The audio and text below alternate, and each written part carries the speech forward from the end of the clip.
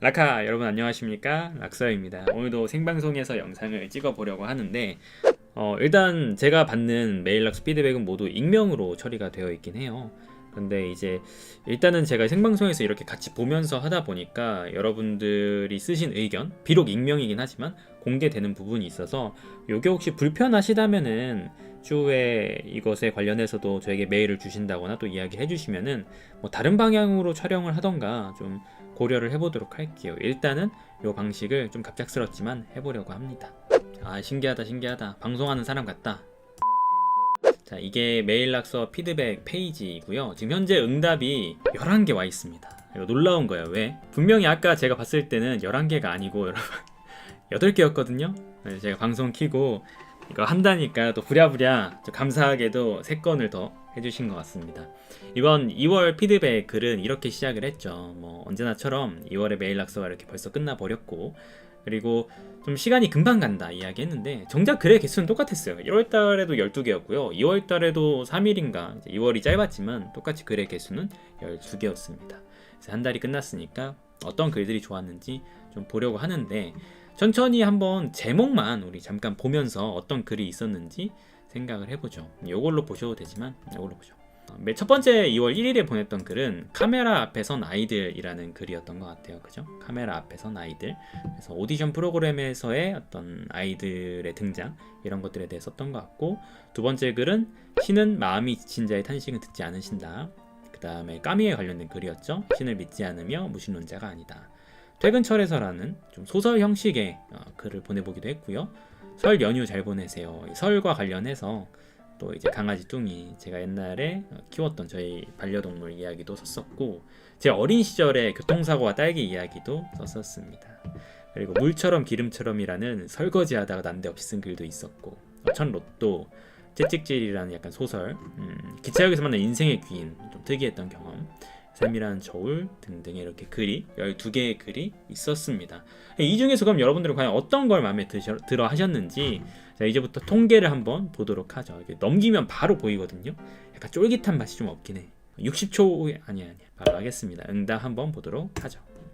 지금 보시면은 5표를 받은 게 요거 일단 나는 신을 믿지 않으며 그리고 무신론자가 아니다. 제가 2월 5일 날 보냈던 까미의 말을 근거로 까미의 말이 어떤 말을 의미하는가에 대해서 썼던 글이네요. 그죠?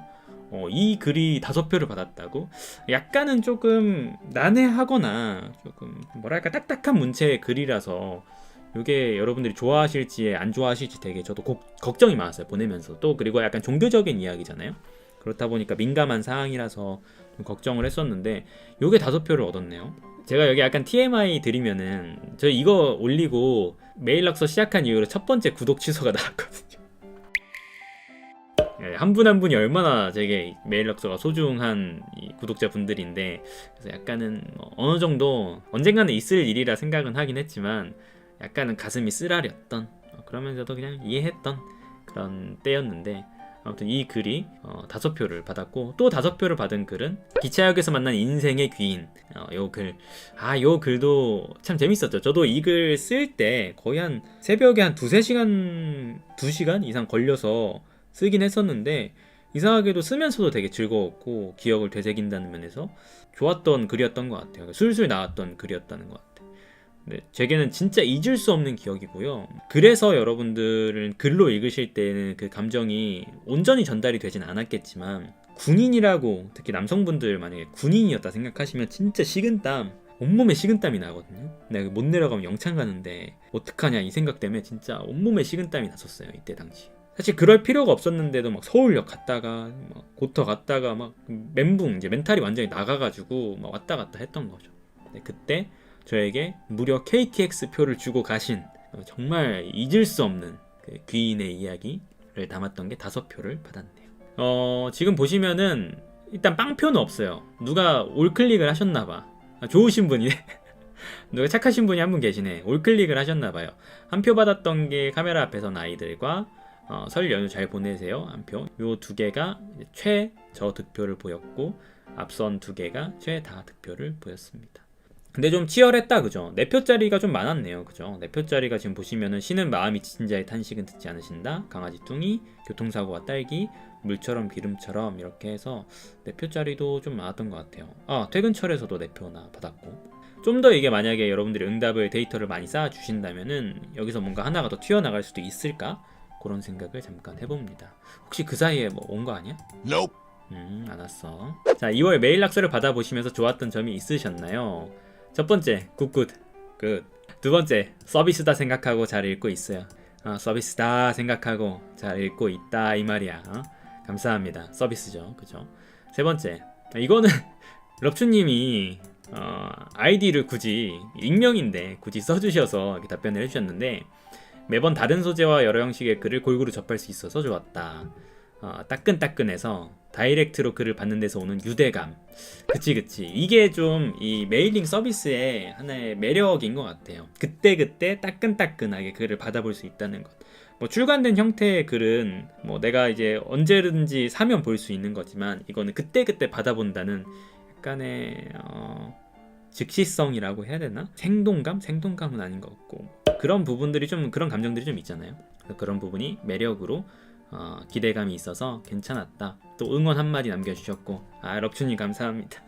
자, 그 다음은 일상적인 메일 형식도 좋았지만 소설 형식의 메일 낙서가 훨씬 더 잘 읽힌다는 느낌이 있었습니다. 그쵸. 저번 1월달 피드백도 소설 형식의 글을 좀 더 보고 싶다는 분들이 몇 분 계셨거든요. 그래서 이번 달에는, 그러니까 2월 달에는 좀 소설 형식의 글을 한 2-3편 정도 보냈던 것 같습니다. 근데 저도 이제 좋아는 하지만 제가 아무래도 잘 쓰진 못해서, 잘 쓰진 못한다고 하니까 목이 메이네. 잘 쓰진 못해서 보내면서도 참 걱정이 많았는데, 좋다고 해주시니까 저도 좀 더 힘을 내서 앞으로 이런 글들 종종 또 약간 비율에 맞춰서 보내볼까 생각을 하겠습니다. 어떤 날은 생각할 거리를 던져도 좋았고, 어떤 날은 가볍게 읽을 수 있어서 좋았어요. 맞아요. 이게 비율이 되게 중요해요, 여러분. 어떤 날은 좀 진지하게 가다가도 뭐 2연속 3연속 너무 진지한 글만 보내면, 또 우울한 글만 보내면은 여러분들이 좀 읽으실 때 피곤하실 거 아니에요. 그래서 가끔은 또 재밌는 글, 어떤 강약 조절, 높낮이 조절, 바이오리듬 조절하는 것처럼 그런 게 되게 중요하죠. 나름 신경 쓰긴 합니다. 근데 뭐 제가 쓴 글들이 모두 가볍고 재밌는 글들은 아니라서 기본적으로 충족시키지 못하는 부분은 있긴 하겠지만요. 짧은 글이지만 글을 통해서 공감되는 부분이 있어서 좋았다. 그쵸? 또 여러 가지 의견, 제 생각을 읽으면서 느껴지시는 게 좋았다. 장르가 다양한 것도 괜찮았다. 그쵸. 저번 달 피드백 중에서도 이게 좀 많았던 것 같아요. 제 글이 그냥 메일 낙서잖아요. 제가 보내드린다. 그것 말고는 정해진 게 없어.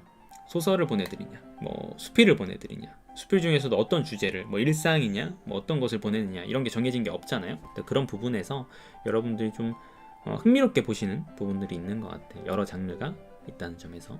그 다음, 보내주신 메일을 바로바로 보지 못했지만 시간이 있을 때마다 몰아보곤 했는데, 숨겨놓은 곶감을 한꺼번에 몰래 꺼내먹는 듯한 즐거움이 있었습니다. 요즘 애들은 이거 알까 몰라. 숨겨놓은 곶감 먹는 그 기분, 다락방에서 곶감 꺼내먹는 그 기분 알란가 몰라. 요즘은 곶감 잘 안 먹지 않나 싶긴 한데, 저도 이해합니다. 이게 글이라는 게 매일 제가 월수금 10시에 보내지만 그때 못 보실 가능성이 좀 커요. 뭐 하루 지내다 보면은 피곤하고, 그러다 보니까 또 다음 날이면 잊어버리거나 메일이 쌓이다 보면은 발견하지 못할 수도 있고, 때로는 스팸 메일함에 가 있을 수도 있어요. 여러분, 혹시 메일 낙서가 나는 안 오는데? 라고 하시면은 스팸 메일함을 보십시오. 그게 메일 주소랑 실제 발송 주소랑 이게 좀 달라가지고 스팸 메일함에 가 있을 수도 있습니다. 한번 확인해 주시고, 이런 부분들 충분히 이해합니다. 여러분 언제 시간 되실 때, 여러분들 가능할 때 보시고, 뭐 언제나 저야 당연히 챙겨 봐주시고 오픈율이 올라가면 기분은 좋지만, 제가 독자의 입장이라고 하더라도 매번 이렇게 즉각 읽는 게 쉽진 않을 것 같아요. 일상이 있으니까. 학습지를 매일매일 하지 않고 뭐라 하던 버릇은 성인이 되어서도 변함이 없다. 그치, 뭐 어디 가나 3살 버릇 80까지 간다고 똑같네요. 그죠? 뭐라 하는 기쁨과 뭐라 하는 괴로움의 차이. 요 표현 괜찮은데요. 제 낙서를 읽는, 메일 낙서를 읽는 건 뭐라 하는, 몰아치는 기쁨이다. 괜찮습니다. 요 좀 더 있었네. 쉬는 마음이 지친 자의 탄식은 들어주지 않는다의 글, 오랫도록 생각이 많아지는 글이었다. 최애 글이었다. 영상이나 음성으로 받아볼 수 있는 것도 좋았다. 요 글 득표수가 사실 4표인가 그랬잖아요. 적지 않았어요. 요 글도 많은 분들이 좀 마음에 들어 하셨던 것 같아.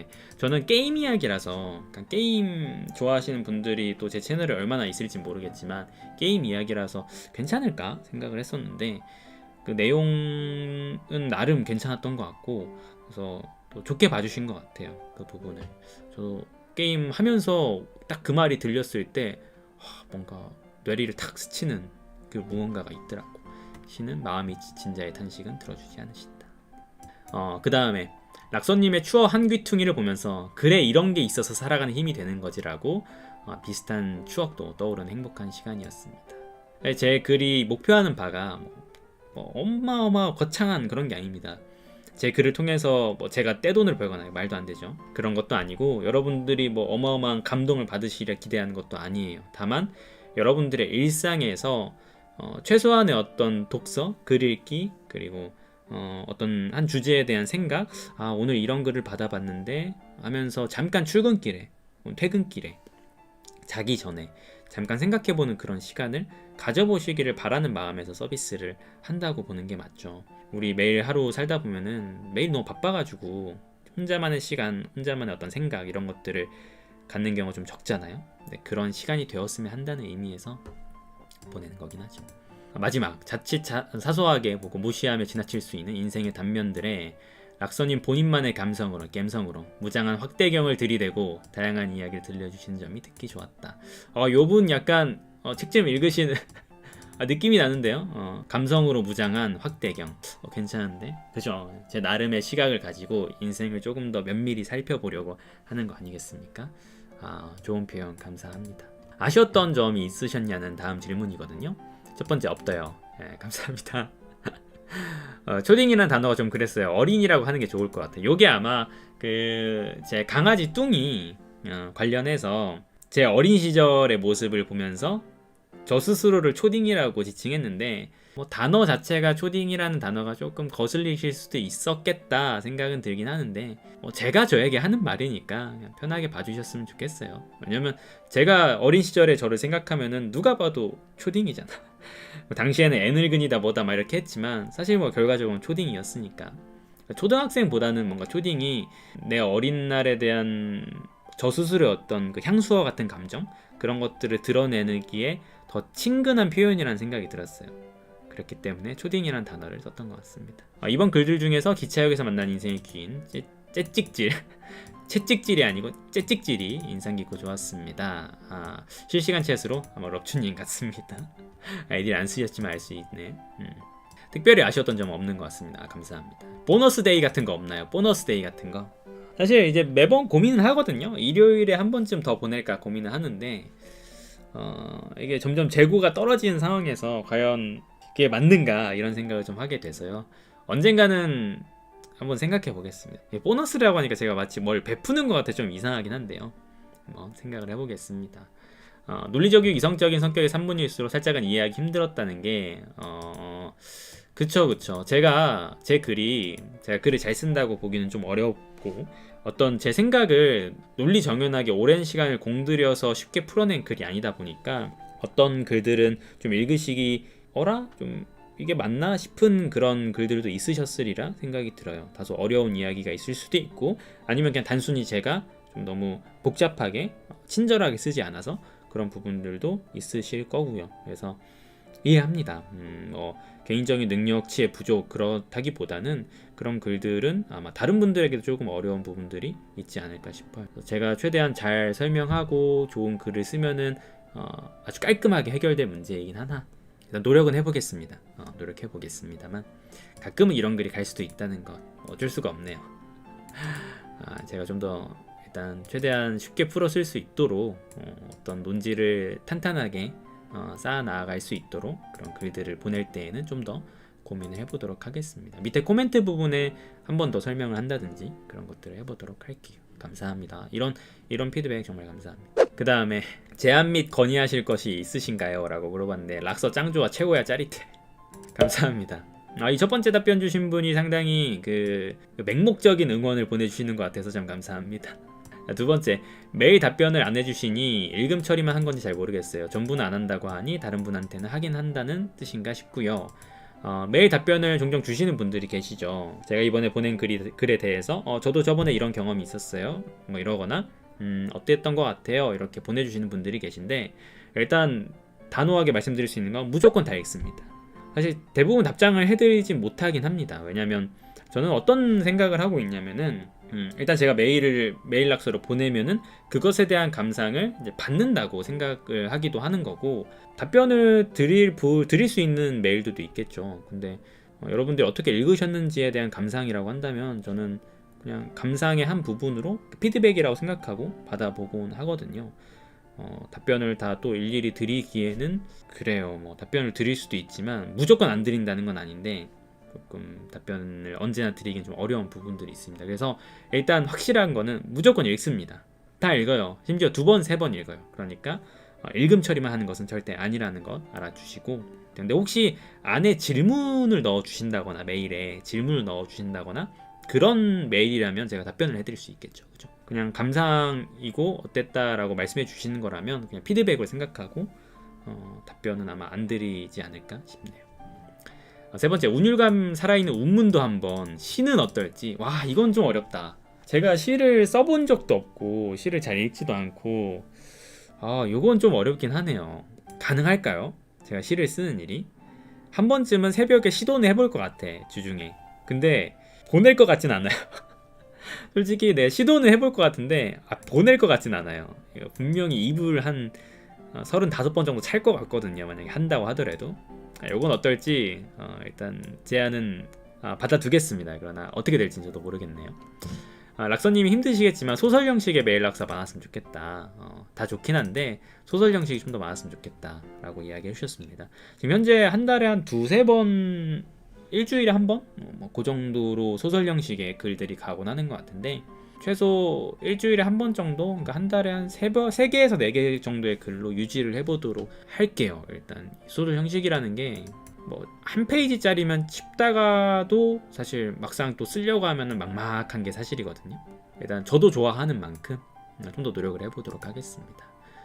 오래오래 지속되길 바란다고 오래오래 쓰도록 하겠습니다. 일단 현재 예정되어 있는 건 최소 5월달 중순, 5월까지 혹은 그때까지는 되지 않을까 싶어요. 그 이후에는 좀 재정비를 해서 시즌 1로 본격적인 시즌 시작으로 정식 서비스로 찾아올 수도 있을까?